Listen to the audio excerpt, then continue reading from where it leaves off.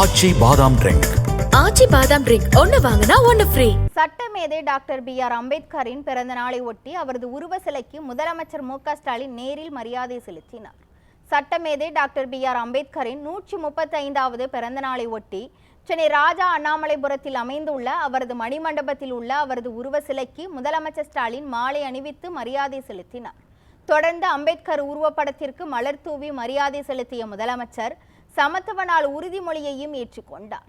இந்த நிகழ்ச்சியில் விசிக தலைவர் திருமாவளவன், அமைச்சர்கள், எம்பிக்கள் உள்ளிட்டோர் உடனிருந்தனர். ஒதுக்கப்பட்டவருடைய உரிமைகளுக்காகவும் ஒடுக்கப்பட்டவருடைய சமத்துவத்திற்காகவும் வாழ்நாள் எல்லாம் குரல் கொடுத்து எளிய மக்களின் உரிமைகளை பற்றி விழிப்புணர்வை ஊட்டிய நம் அரசியலமைப்பு சட்டத்தை வகுத்து தந்த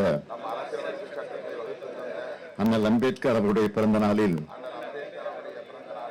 சாதி வேறுபாடுகள் ஏதுமில்லாத சக மனிதர்களின் சாதியின் பெயரால்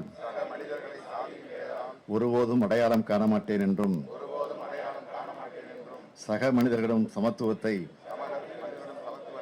வாழ்நாள் முழுவதும் கடைபிடிப்பேன் என்றும் உளமாற உறுதி ஏற்கின்றேன்.